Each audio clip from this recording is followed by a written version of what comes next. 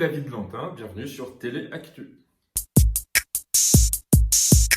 Écoutez, je suis à Paris, je suis chez moi. Je dois avouer que j'ai la chance d'avoir quand même de l'espace et un espace vert aussi, un jardin derrière, pour pouvoir sortir, pour pouvoir prendre l'air. Je sais à quel point c'est pas le cas de tout le monde et que certains ont des espaces réduits, que c'est compliqué et qu'il est temps que le déconfinement arrive, que tout se passe pour le mieux pour tout le monde et qu'on puisse à nouveau tous se retrouver et respirer un bon bol d'air frais tout en faisant évidemment attention et en gardant les gestes barrières qui nous sont recommandés au quotidien. Alors je vous dirais Fort Boyard. Fort Boyard, toutes les personnes qui le font vous le diront, on n'oublie pas, on n'oublie jamais la journée de tournage que l'on passe une fois qu'on est arrivé sur le vaisseau de Pierre. Moi je l'ai fait il y a quelques années. Et là, tout de suite, comme ça, spontanément, c'est ce souvenir-là qui me revient, notamment sur l'épreuve du rouleau, où j'ai été très fier d'avoir été le premier à réussir cette épreuve du rouleau. On était propulsé comme ça au milieu de la mer, au-dessus de la mer, et on était harnaché à un rouleau qui tournait à toute vitesse, et il fallait absolument tenir dessus et pas tomber à la mer, et j'ai réussi. Je peux vous dire que ça a tapé fort quand on arrive contre boum, mais bon, ça a tenu. Et puis bien sûr ma rencontre avec le père Fouras qui m'a eu avec son énigme. J'avais le mot, mais il n'est pas venu à temps. Donc c'est en tout cas un super souvenir télé qui fait écho à son enfance, à des beaux souvenirs et notamment celui-là. Alors, j'adore danser. Mais je ne sais pas forcément danser bien. Donc, ce qui est bien dans cette émission, c'est on vous apprend à danser.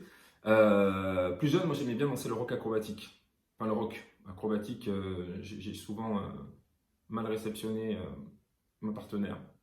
Feu mes partenaires qui ont voulu danser avec moi le rock acrobatique. Non, elles vont bien, je vous rassure. Non, mais ça m'amuserait. Ouais, ça m'amuserait avec grand plaisir. En plus, j'adore Fovoto, Denitsa et j'en connais quand même quelques-uns dans l'équipe. Ouais, j'accepterais. Rien. Je ne suis pas quelqu'un qui regarde dans le rétro, quelqu'un qui regrette ce qu'il a fait. Je le fais au moment où on me le propose, si ça me plaît que j'ai dit oui. C'est pas pour regretter après. Donc je suis fier de tout ce que j'ai fait, de tout ce que j'ai présenté et je regrette rien. Comme disait Edith, non, rien de rien.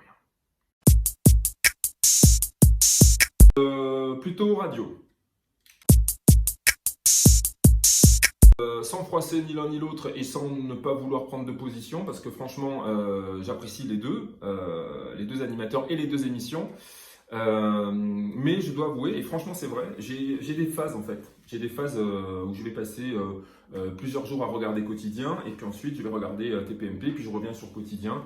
Donc voilà, mais j'aime beaucoup les deux émissions. Voilà, donc je vais dire TP Quotidien.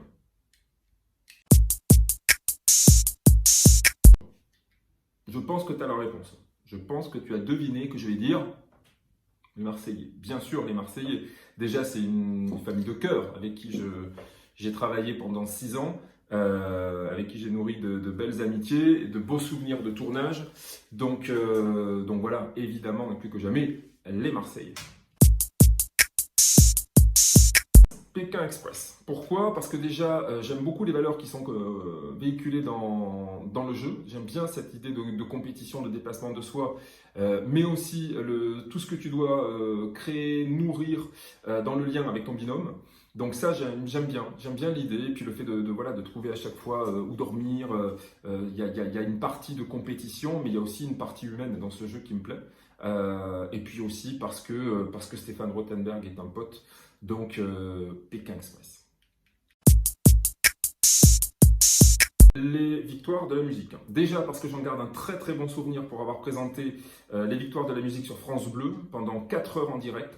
Énorme barnum, belle émission et quel plus beau plateau franchement que une fois par an sur cette scène des victoires de la musique, tous ces talents qui sont là, les nouveaux talents aussi de la scène française, les hommages, puis c'est un rendez-vous qui est incontournable, même si je regarde les Energy Music Awards tous les ans évidemment, mais si à choisir, ça serait les victoires de la musique.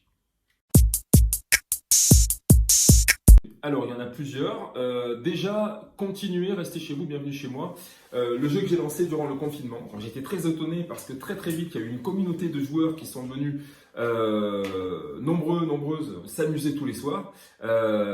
Et depuis, on m'a dit, attends David, tu vas pas t'arrêter là, même si le confinement s'arrête, et tant mieux, mais ça serait bien qu'on continue, qu'on joue, on aime bien les jeux que tu as proposés, les cadeaux que tu mets en jeu. Puis c'est une nouvelle façon, je crois, de proposer du divertissement en dehors de ce qu'on peut trouver à la radio et à la télé. Et puis en plus, j'ai eu des partenaires qui m'ont dit, continue, nous on te suit, on peut voilà, te proposer des dotations différentes. Donc, tout ça fait que je me dis, pourquoi pas continuer ce jeu. Restez chez vous, bienvenue chez moi. Alors, ça changera peut-être de nom, probablement, parce qu'une fois déconfiné, restez chez vous, non, vous pouvez bouger, mais au moins, en tout cas, vous serez bienvenue chez moi ou sur un plateau pour jouer ensemble. Et puis, encore une fois, j'aime bien cette façon de créer du lien avec les gens. On est dans l'authenticité, on est chez eux, on s'amuse ensemble, c'est de plus en plus familial. Les plus jeunes jouent avec les plus anciens, voilà. Donc déjà ça, premier point, poursuivre ce jeu digital. Le deuxième, et aussi ce que le confinement et ce jeu m'a permis de faire, c'est, je ne peux pas trop en dire, mais je suis en train de travailler sur un jeu de société. Voilà. Et puis, il y a toujours la radio, M Radio Réveil, bien sûr, tous les matins, 6h, 9h, sur M Radio, l'émission qui réveille les Français. Ah, alors, mon plus grand rêve, ce serait que les cons soient moins cons et que les gentils aient enfin leur revanche. Mais allez, attention, hein, qui dit gentil ne dit pas con.